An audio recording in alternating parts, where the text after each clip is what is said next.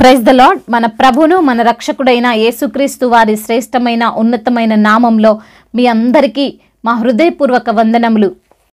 ఈరోజు దేవుని వాక్యము, నీ మార్గమును యెహోవాకు అప్పగింపుము, నీవు ఆయనను నమ్ముకొనుము, ఆయన నీ కార్యమును నెరవేర్చును. కీర్తనల గ్రంథము 37వ కీర్తన 5వ చరణం. Commit your way to the lord, trust in him and he will act. Psalms chapter 37 verse 5. ఈ రోజుకు గాను దయగల దేవుడు మనకు అనుగ్రహించిన వాక్య భాగమును బట్టి ధ్యానించుకుందాము. ప్రభువునందు ప్రియమైన సహోదరి సహోదరులారా, దేవుని వలన అన్ని కార్యములు సఫలమవుతాయి. ఆయన సర్వశక్తిమంతుడు, ఆయన సర్వోన్నతుడు. ఆయన మాట సెలవిస్తే చాలు, ఈ సృష్టిలో జరగని పని అంటూ ఉండదు. ఈ మాటలు దావీదు భక్తునికి బాగా తెలుసు. అందుకే ఈరోజు వాక్య భాగము ద్వారా చెప్తున్నాడు, మన కార్యములు సఫలపరచబడాలంటే ఆయనకు అప్పగించాలి, ఆయనను నమ్ముకోవాలి అని. చాలాసార్లు మనం వాక్యం విన్నప్పుడు అవును నిజమే, దేవుని చేతిలో పెట్టాలి, దేవునికి దగ్గరగా జీవించాలి అని అనుకుంటాం. కానీ అలా మనము చేయలేకపోతుంటాం. మనుషులకు మన బాధలను అప్పగిస్తాం, వారిపైన ఆధారపడతాం, వారిని నమ్ముతాం. చివరకు సఫలము కాక అనుకున్నది జరగక కృంగిపోతాం. ఈ రోజున ఈ మాటలు వింటున్న ప్రియమైన సహోదరి సహోదరుడా, నీ కార్యములు, నీవు అనుకున్న సంగతులు నెరవేర్చబడక, నీవు అనుకున్నట్లు నీ జీవితంలోనూ నీ వ్యాపారములోనూ అవ్వక అన్నీ నీకు విరోధముగా జరుగుతున్నాయేమో. ఏ పని చేస్తున్నా నాకు నష్టమే వస్తుందండి, ఏ పని మొదలు పెడుతున్నా ఎందుకో రాణించలేకపోతున్నానండి, డబ్బు పెడుతున్నాను, జ్ఞానం ఉపయోగిస్తున్నాను, అయినప్పటికీ అందరూ నాకు వ్యతిరేకంగా మారుతున్నారు అని ఈ రోజున దిగులు పడుతున్నావేమో. దేవాతి దేవుడు, సర్వశక్తిమంతుడైన దేవుడు సెలవిస్తున్నాడు, ఈరోజు నీ కార్యమును నేను నెరవేరుస్తాను, నేను సఫలపరుస్తాను. నీవు అనుకున్న కార్యములన్నీ కూడా నీవు అనుకున్నట్లే ఇక మీదట జరగబోతున్నాయి. ఎవరు ఎంతగా నిన్ను అడ్డగించినా, అన్ని దారులు మూసివేసినా, అందరినీ తన వైపు లాగేసుకొని నిన్ను ఒంటరిని చేసినా సరే, చివరకు నీదే విజయం అవ్వబోతుంది. నీ పక్షముగా, నీకు సహాయముగా, నీకు తోడుగా దేవాతి దేవుడు ఉండబోతున్నాడు. అయితే అందుకు గాను మనం ఏం చేయాలో వాక్యం సెలవిస్తుంది. మొదట మనము ఆయనకు మన మార్గాన్ని అప్పగించాలి, మన సమస్యలను అప్పగించాలి, మన యొక్క ఆలోచనలను అప్పగించాలి. బైబిల్ గ్రంథంలో యోబు భక్తుడు అంటున్నాడు, దేవునికే నా వాద్యమును అప్పగించెదను అని. అనగా యోబు యొక్క ఉద్దేశం ఏంటండి అంటే, దేవుడు మాత్రమే నాకు సరైన న్యాయము చేయగలడు, దేవుడు మాత్రమే నా సమస్యను బట్టి నాకు సహాయము చేయగలడు అని. యోబు యొక్క ఆలోచన, తనకు జరిగిన అన్యాయమును బట్టి దేవుణ్ణి యోబు నిందించలేదు, లేదా ఆ ఊరిలో ఏ నాయకుని దగ్గరికి వెళ్ళి అయ్యా నాకు ఇలా అన్యాయం జరిగిందని వారి ముందు ప్రలాపించలేదు. డైరెక్ట్గా దేవునికే తన యొక్క సమస్యను అప్పగించేశాడు. ఈ లోకంలో ఎంతో మంది వారి సమస్యలను మనుషులకు అప్పగించి నష్టపోయారు, మోసపోయారు. వారికి ఉన్న గొడవలు, ఇబ్బందులు ఎవరికి చెప్పుకోవాలో తెలియక అనేక మంది తమ జీవితాన్ని బలవంతంగా ముగిస్తున్నారు. కానీ యోబు అటువంటి దుర్భరమైన స్థితిలో ఉండినప్పటికీ దేవుని పైన భారం వేశాడు, ఆయనకే వాద్యాన్ని అప్పగించాడు.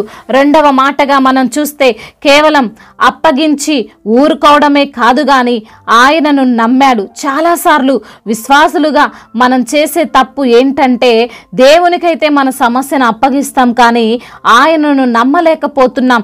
ఎందుకు ఈ మాట చెప్తున్నానంటే, ఏదైనా ధనమును బ్యాంకులో మనం వేసినప్పుడు మనం రోజు వెళ్ళి ఆ బ్యాంకులో ధనం ఉన్నాయా వెళ్ళిపోయాయా అని చెక్ చేసుకుంటామా? లాకర్లో గోల్డ్ పెట్టామనుకోండి, రోజు వెళ్ళి నా గోల్డ్ ఉందా లేదా అని చూపించు అంటామా? ఎవ్వరు మనం. ఎందుకంటే ఆ బ్యాంకు పైన మనకున్న నమ్మకం అటువంటిది. ఈ లోక సంబంధమైన తాత్కాలికమైన ప్రపంచాన్నే నువ్వు అంత బాగా నమ్ముతున్నప్పుడు నమ్మడానికి, ఈ లోక సృష్టికర్తను నమ్మడానికి ఏంటి ప్రాబ్లం? కాబట్టి ప్రియమైన సహోదరి సహోదరులారా, ఈ రోజున నీ కార్యములు సఫలపరచబడాలి అంటే, నీ జీవితము మార్చబడాలి అంటే, నువ్వు అనుకున్నవి అనుకున్నట్లు జరగాలి అని నువ్వు ఆశపడితే దేవునికి నీ సమస్యను అప్పగించు, ఆయనను నమ్ముకో, ఆయన పైన విశ్వాసం ఉంచు. అప్పుడు నీవు అనుకున్న ప్రతి కార్యము ఆయన నెరవేరుస్తాడు. అందునిమిత్తమున నీవు ఈ లోకాన్ని నమ్ముకొని అధైర్యపడకు, ఈ లోక సంబంధులను చూస్తూ మోసపోకు. అన్ని సమయాలలో ధారాళముగా సమృద్ధిగా ఇవ్వగల దేవుని వైపు చూడు. నీ కార్యములన్నిటినీ ఆయన నెరవేరుస్తాడు, నీ కోరికలన్నిటినీ ఆయన సిద్ధింపజేస్తాడు. నీవు నీ కుటుంబము ఆనందించేలా దేవుడు గొప్ప ఆశీర్వాదాలు నీకు దయచేస్తాడు. దేవుడు ఈ మాటలను దీవించి మన హృదయములో ఫలింప చేయునుగాక. వాక్య భాగమును బట్టి ప్రార్థించుకుందాము. ప్రతి ఒక్కరు కూడా ప్రార్థనలో ఏకీభవించగలరు. ప్రార్థన.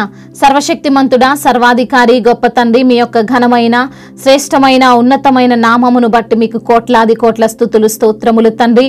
అవును దేవా, ఈ రోజున వాక్యము ద్వారా మీరు మాతో మాట్లాడే ప్రవ్వా, అవునయ్యా, మిమ్మల్ని నమ్ముకోవాలని అయ్యా మరి తండ్రి మీకు మా వాద్యములు మరి విన్నవించాలని, అవును ప్రవ్వా, మరి మీరు మా యొక్క కార్యాన్ని సఫలం చేస్తారని వాక్యము ద్వారా సూటిగా తేటగా మాతో మాట్లాడారు. అవును ప్రవ్వా, ఈ లోకంలో ఎంతో మంది వారి యొక్క సమస్యలను మనుషులకు అప్పగించి నష్టపోయిన స్థితిలో ఉన్నారు ప్రభా, మోసపోయిన స్థితిలో ఉన్నారయ్యా. మరి తండ్రి ఎన్నో ఇబ్బందులు ఎదుర్కొంటున్న స్థితిలో ఉన్నారు, వారి యొక్క జీవితాన్ని పతనం చేసుకునే వారిగా ఉన్నారని మరి తండ్రి మేము తండ్రి మాకొచ్చిన సమస్యను బట్టి మీ సన్నిధిలో మొరపెట్టాలని, మీకు అప్పగించాలని, మిమ్మల్ని నమ్ముకోవాలని, అప్పుడే మేము తండ్రి ఆశీర్వదింపబడే వారముగా ఉంటామని, మా యొక్క కార్యాలన్నీ కూడా ఆశీర్వాదకరంగా ఉంటాయని తండ్రి వాక్యము ద్వారా సూటిగా తేటగా మాతో మాట్లాడారు. ఎందరైతే బిడ్డలు ఈ సమయంలో వాక్యము విని ప్రార్థనలో ఏకీభవిస్తున్నారో ప్రతి బిడ్డను మీరు పేరు పేరున దీవించండి తండ్రి, ఆశీర్వదించండి, బలపరచండి, మీ యొక్క కృపను వారిపైన ఉంచండి ప్రభువా. అయ్యా, ఎందరైతే బిడ్డలు మిమ్మల్ని నమ్ముకొని అయా విశ్వాసముతో ప్రార్థిస్తున్నారు వారి పట్ల గొప్ప కార్యాలు జరిగించండి. అనారోగ్యముతో బాధపడుతున్న ప్రతి బిడ్డకు యేసు నామములో స్వస్థతను దయచేయండి అయ్యా. ఏ రోగముతో, ఏ బలహీనతో, ఏ రుగ్మతలతో అయా దీర్ఘకాలిక రోగాలతో బిడ్డలు ఉన్నారో ప్రభ, ప్రతి బిడ్డకు యేసు నామములో తండ్రి విడుదలను అనుగ్రహించండి. మీ అమూల్యమైన రక్తాన్ని వారిపైన ప్రోక్షించండి. అప్పుల భారాల నుండి విడుదల దయచేయండి. ఆర్థిక సమస్యల నుండి వారిని మీరు లేవనెత్తండి. అప్పు తీసుకునే వారిగా కాదు కానీ అప్పు ఇచ్చే బిడ్డలుగా వారిని ఆశీర్వదించండి. అదే విధంగా నా ప్రభువా, కుటుంబములో కలతలు, గొడవలు అయా మరి తండ్రి అయా లేనిపోని తండ్రి అపవాది మరి తండ్రి వారి మధ్య ఏలుబడి చేస్తున్న దురాత్మ శక్తులన్నిటి నుంచి కూడా విడుదల దయచేయండి. ఒకరినొకరు అర్థం చేసుకుని అయా మరి తండ్రి జీవించుటకు సహాయం దయచేయండి. ముఖ్యంగా భార్య భర్తల మధ్య ప్రేమను విస్తరింప చేయమని బ్రతిమిలాడుకుంటున్నాం. అదే విధంగా నా ప్రభువా, ఎందరైతే గర్భఫలము లేక బాధపడుతున్న వారికి గర్భఫలాన్ని దయచేయండి. అద్భుత కార్యాన్ని బిడ్డల పట్ల మీరు జరిగించండి. గర్భిణీ స్త్రీలను మీరు దీవించండి. తల్లి బిడ్డలకు క్షేమాన్ని దయచేయండి తండ్రి. అదే విధంగా ఎన్నో అవమానాలతో నిందలతో ఉన్నటువంటి బిడ్డలకు ప్రభా యేసు నామములో విడుదల దయచేయండి. అవమానాలను ఆశీర్వాదకరంగా మార్చండి. నిందకు ప్రతిగా రెట్టింపు ఘనతను మీరు అనుగ్రహించండి. అయా, ఉద్యోగము లేక బాధపడుతున్న బిడ్డలకు మంచి ఉద్యోగాన్ని దయచేయండి. కాంపిటేటివ్ ఎగ్జామ్స్ రాస్తున్న బిడ్డలు, ప్రిపేర్ అవుతున్న బిడ్డలను తండ్రి మీరు జ్ఞాపకం ఉంచుకోండి. మీ యొక్క జ్ఞానము చేత నింపండి. చదివినవన్నీ వారికి జ్ఞాపకం ఉండునట్లు కృప చూపించండి. చిన్న బిడ్డలను మీరు కాచి కాపాడండి. యవ్వన బిడ్డలందరికీ కూడా మీరు తోడుగా ఉండండి. వివాహాల విషయంలో సహాయం చేయండి. వారు వెళ్ళే ఇంటర్వ్యూలో ప్రభ బిడ్డలు సెలెక్ట్ అవుటకు కృపను అనుగ్రహించండి. అదేవిధంగా ప్రయాణాల్లో ఉన్న ప్రతి బిడ్డకు మీరు తోడుగా ఉండండి. వారి ప్రయాణం అంతటిని సుఖముగా సౌఖ్యముగా జరుగునట్లుగా కృప చూపించండి. అదేవిధంగా తండ్రి నెమ్మది లేని ప్రతి బిడ్డకు నెమ్మదిని దయచేయండి ప్రభా. ఎటువంటి ఆందోళనతో బిడ్డలున్న ఆందోళన అంతటిని కొట్టివేయండి. ఎటువంటి భయాందోళనతో బిడ్డలున్న ఆ భయాన్ని అంతటిని వారి నుంచి తీసివేయండి. మీరే వారికి ధైర్యాన్ని ప్రసాదించండి అయ్యా. త్రాగుడు వ్యసనాల నుండి బిడ్డలకు విడుదల దయచేయండి. వ్యభిచార వ్యసనాల నుండి బిడ్డలకు విడుదల దయచేయండి. డ్రగ్స్ ఎడిక్షన్ నుంచి విడుదల దయచేయండి. మీ యందు భయము భక్తితో బిడ్డలు జీవించినట్లుగా సహాయం చేయండి అయ్యా. అధికారులకు మీరు తోడుగా ఉండండి. అధికారులను మీరు బలపరచండి. మీ యొక్క జ్ఞానము చేత ప్రతి ఒక్క అధికారిని నింపండి. దేశాన్ని ఎలా పాలించాలో, ఎలా అభివృద్ధి పరచాలో తగిన జ్ఞానాన్ని వారికి మీరు ప్రసాదించండి తండ్రి.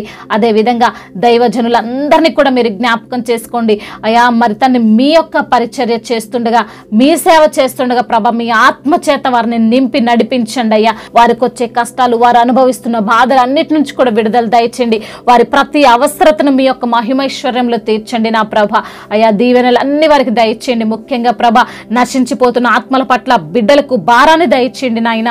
అదేవిధంగా సువార్థికులను మీరు బలపరచండి తండ్రి. మిషనరీస్ ని మీరు దీవించండి అయ్యా. ఇంకా ఎటువంటి బాధలతో ఉన్నా, విరిగి నలిగిన హృదయముతో బిడ్డలు ఉన్నా అయ్యా, వారికి ఉన్న భారమంతటినీ తండ్రి తీసివేసి తండ్రి అయ్యా మీలో సంతోషించే వారిగా వారిని నిలవబెట్టుకోమని బ్రతిమిలాడుకుంటూ యేసుక్రీస్తు వారి అయ్యా శక్తి కలిగిన నామములో ఈ ప్రార్థనను అడిగి వేడుకొని పొందుకొని ఉన్నాము మా ప్రియ పరలోకపు తండ్రి. ఆమేన్. ఈరోజు పెళ్లి రోజు మరియు పుట్టినరోజు జరుపుకున్న వారందరినీ కూడా దేవుడు దీవించి సమృద్ధితో మెండైన దీవెనలతో దేవుడు మిమ్మల్ని నింపునుగాక. మీ యొక్క ప్రార్థన అవసరతలను మాకు తెలియజేయగలరు. మీ కొరకు మేము తప్పక ప్రార్థిస్తాము. మొదటిసారిగా మన యొక్క ఆదరణ వాక్యం చూస్తున్నట్లయితే తప్పకుండా సబ్స్క్రైబ్ చేసుకోగలరు. ఈ వాక్యం మీకు ఆశీర్వాదకరంగా ఉండినట్లయితే అనేకులకు కూడా ఈ వాక్యాన్ని పంపి మీరు కూడా దేవుని యొక్క రాజ్య సువార్తలో పాలిభాగస్తులు కావాలని దేవుని పేరట మనవి చేసుకుంటున్నాను. May God bless you all. దేవుడు మిమ్మల్ని దీవించి బలపరిచి స్థిరపరచునుగాక.